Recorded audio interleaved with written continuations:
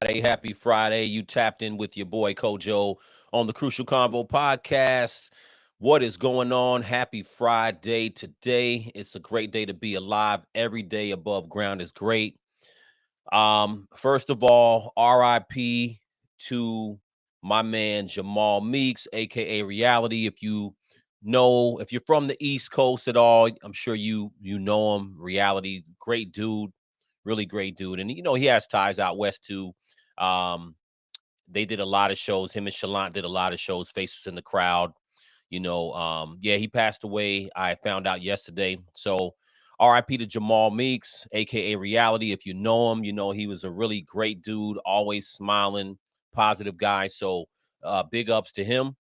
So, but yeah, what's going on in the world right now, man? I wanna I wanna play this, man. I don't know what's going on airline flights. It's like every day something is going on. And for me, I always understood that when you get on a plane, when I get on a plane, I'm calm, I'm chill. I'm not thinking about fighting nobody. I'm not thinking about speaking loud. I'm not thinking about causing a disruption. I just want to get on the plane, get where I got to get, and get there safely. That's what's on my mind when I'm on a flight. Now, apparently, that's not what's going on. So, a woman on a Southwest flight, she got on there and decided to get butt ass naked. So, I'm going to play this real quick.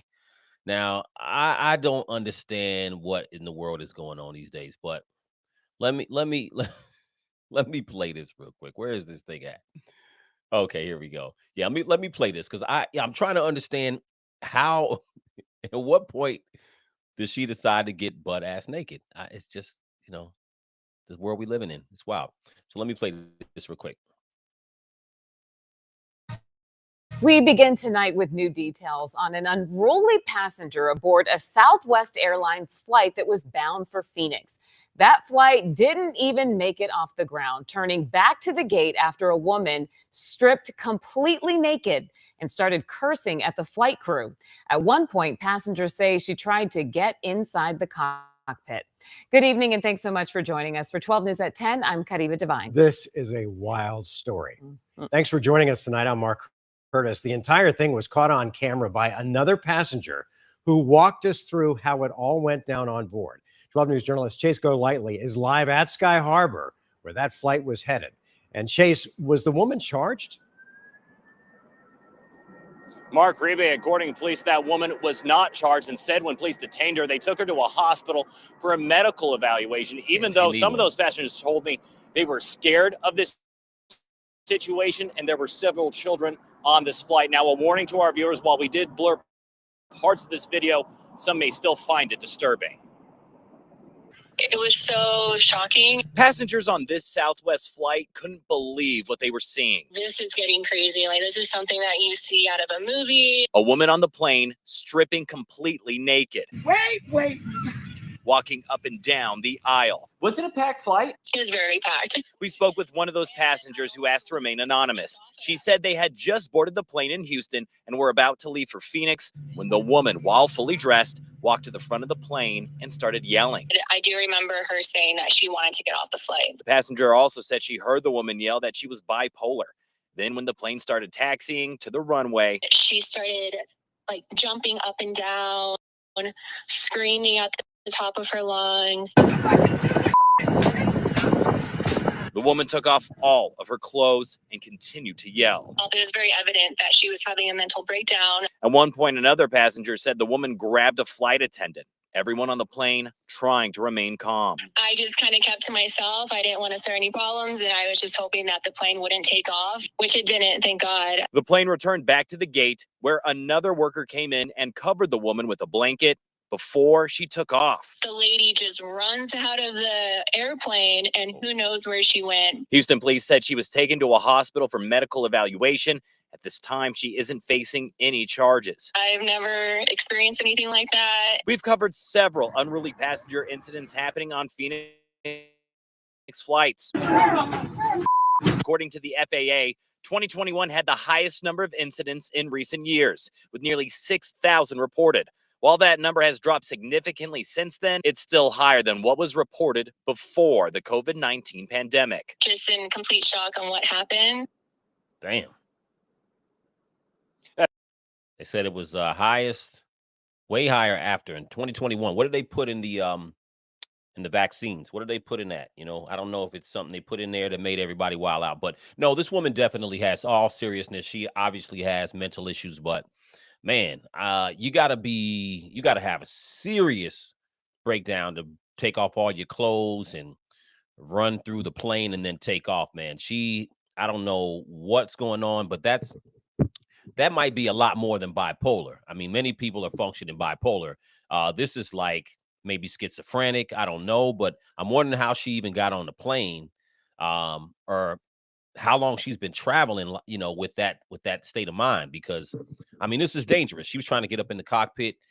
You never know. You never know what could have happened. So, luckily the plane didn't take off and they went ahead and got her off the flight. But man, I'm telling you. Now, I was reading some of the comments. YouTube streets are always savage. So a lot of people were saying, like, what if she was a man? She would have been charged XYZ. And I'm like, nah, I don't know. If it was a man, probably would have been tackled. They'd have had the police in there and roughed him up a little bit. And but if he or she has a mental issue and is running through the plane naked, they're probably not going to press charges because obviously something's going on. So, but anyway, let me move on. Let's talk about some other stuff. So, what really bothered me, there's another story of this rapper, little Ronnie in Houston, excuse me, in Dallas. He was murdered a couple of days ago. I want to say maybe about a week ago now. And the saddest thing about it is that his daughter was killed along with him. He was at a car wash, and some rival gang members or rivals, ops, whatever you want to call them, pulled up on him, shot up his car, and killed his 5-year-old daughter. So this is just the saddest thing. So I'm going to play the original story. If you haven't seen it yet, I'm going to play the original story and then talk about that. And then there are two guys that the police were looking for. Recently, they caught one, but I'm going to play the original story first, just so people who haven't seen it, at least you can know about this. This is one of the saddest things I've seen in a while because I have a daughter, man, and just if I can't imagine having that kind of beef walking around with my children. And look, I'm at a point in life, and I've always been in this point in life where I try to walk through life with little to no beef, with little to no problems with people. I'm more ready to defend myself. If there's a problem, I'm ready to defend my family at all costs. You know what I mean? But I'm not somebody who wants to sit up here and have beef with anybody. You know what I mean? So let me pull up this story. If you haven't been tapped in, this is rapper Lil Ronnie. Let me play this. Run this afternoon, suspected of shooting a man and his 5-year-old daughter in Forest Hill. Police just released their photos and tell us Adonis Robinson and Jacoby Russell are considered armed and dangerous. Investigators say they were involved in Monday's shooting at Slappy's car wash. Yeah, this happened on Monday. So apparently what happened is that this is Lil Ronnie. He was running. So he was cleaning his car. That's that burgundy looking Charger over there. And the shooters are right here. I guess he was cleaning his car, maybe vacuuming. The Charger, I think it's a two-door. So I think the daughter was in the back seat. I'm assuming that he was probably vacuuming his car or something like this over here. And these two guys just pull up and start shooting up the car, shooting at him. Now, he runs, right? A lot of people have been talking or criticizing and say, why would he run? Car wash. You never know what you're going to do in that situation. I don't even want to imagine it if my daughter's in the back seat. I don't know. I think she got hit immediately when they start shooting at the car, and then he started running. But I don't know. It's hard for me to even envision myself running. I'm not going to judge him because at the end of the day, he's trying to survive and save his life. And maybe he assumed his daughter wasn't shot in the car and just decided to run. Obviously, the guys who came to shoot at him were not after his daughter. They were after him. But he starts to run.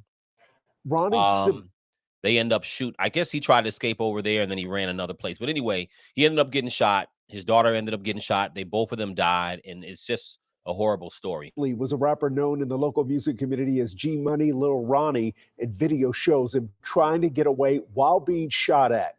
Sibley's daughter, Ramani, was in the car and was also killed. Like I said, man, RIP to both of them. This story really touched me because we talking about it. And this girl was 5 years old, and the sad part is that her birthday was the day before, from what I understand. So, man, I mean, before I talk about this further, let me go on to the fact that they did catch one of the shooters so far. So this is just, man, this is the type of situation we have in our community that needs to be talked about constantly, because the amount of death and the conflict resolution, if you will, that happens with us in our community is mostly death. Kids they don't even fight anymore. No one's fighting anymore. No one's slap boxing. No one's you know figuring out a way to have a beef and then call it a day.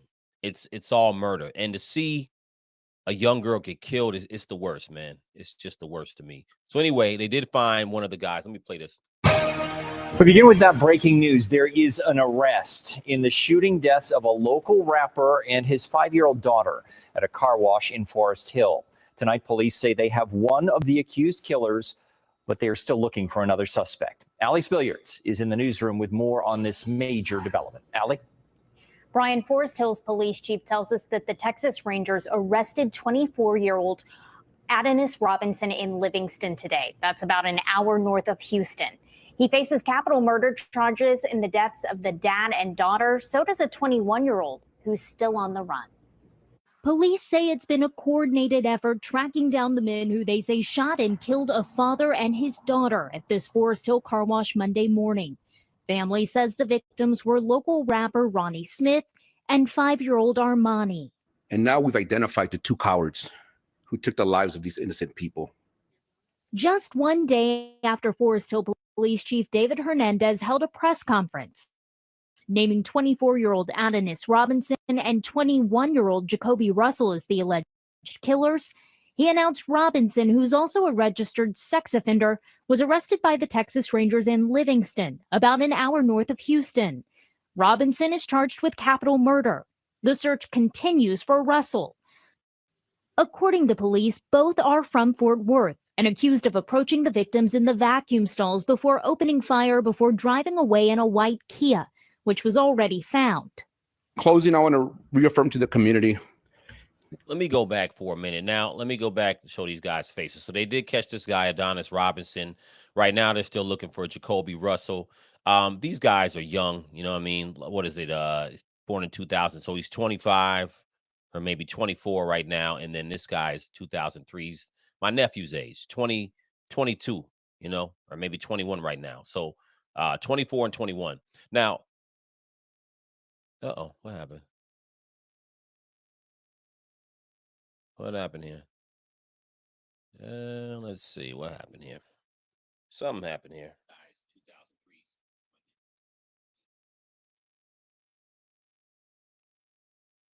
Let me see what happened here. All right.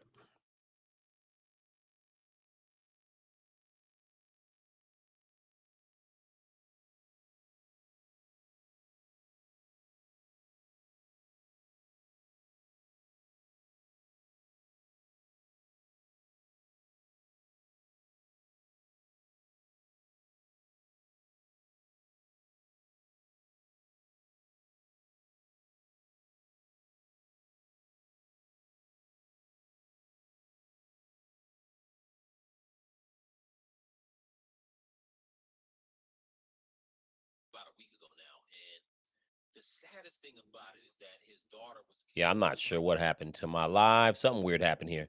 Anyway, let me get back to what we were talking about. So let me get back to this. So what I was talking about Adonis Robinson. They caught him, and then Jacoby Russell.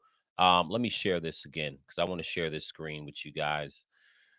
Now, here's the thing, like I was trying to say, is that there used to be a code. There used to be a code to the street. There used to be a situation where, you know, people would actually not shoot at their ops if they had their kids with them. People would catch people at a certain place. All of it's wrong. You know understand what I mean? All of it's wrong. But the point is that at least there was a situation where there was some type of ethics when it came to the street back in the day. Now these kids is just running up, shooting anybody, and I wonder how they feel knowing that they shot a 5-year-old girl. I wonder how they feel. You understand what I mean? Because I don't know how you can live with yourself shooting a little kid, a little girl, who has nothing to do with anything. So hopefully they'll catch the other guy. This was all part of whatever beef is going on between maybe him, the victim, and these guys or whoever they're affiliated with. These are the things we got to talk about. I'm wondering about if Jasmine Crockett is going to talk about that because this is her district. She's from Dallas, from what I understand. While now I'm talking about the black community now. Now, while we're talking about DEI, we're talking about racism, we're talking about civil rights and things that this government's supposed to be stripping from us. These are the things I'm worried about. Our young men. I'm worried about our young men growing up, don't know how to solve anything without killing each other. I'm worried about that type of stuff. This is what we need to be talking about. How do we change the trajectory of our young men? Because we have a lot of young men. The vast majority of prisons are young black men. We got to be honest. That is a problem. It's an American problem, but it's also inherently a black American problem that we got to start talking about and dealing with and figuring out how to raise our kids a little bit differently because there's just too many stories like this. I mean, there's just too many stories. Nothing has changed in the last 30 years.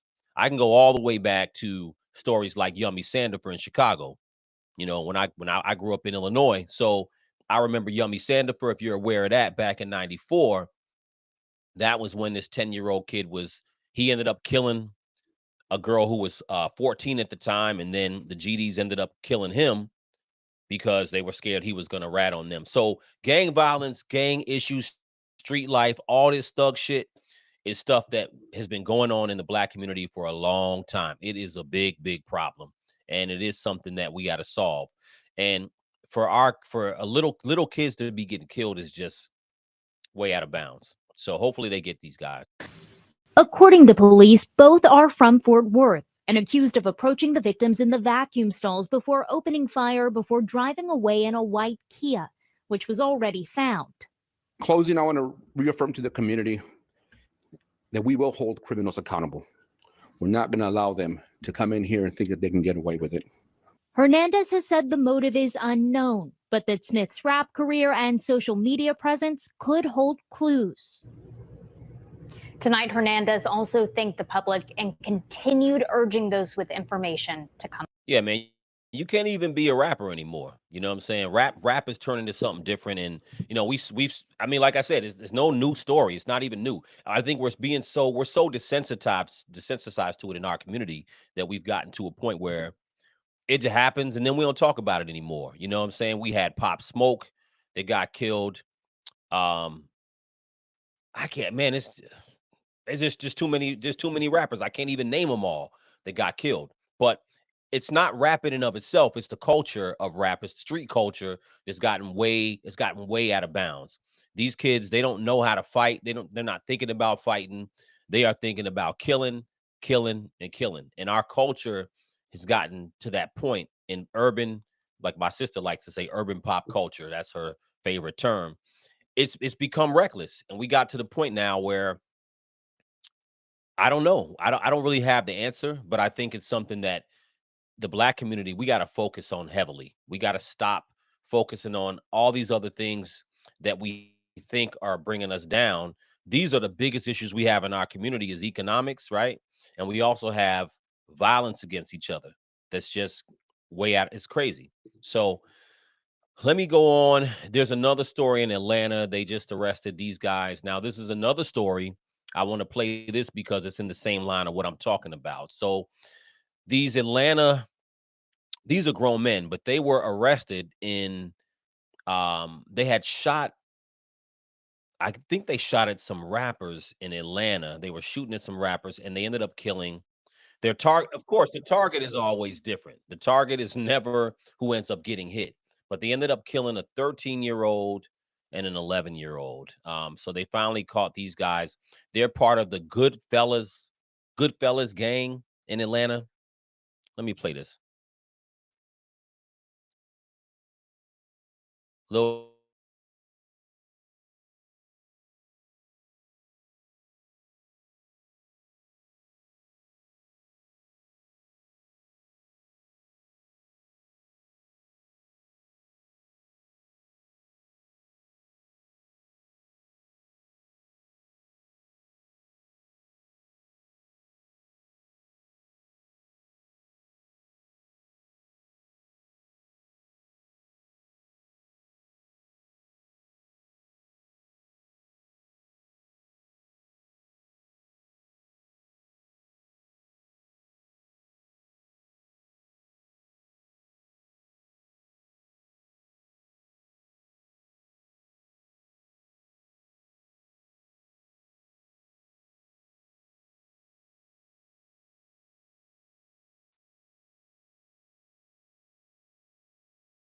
Yeah, let me go back in. This is crazy.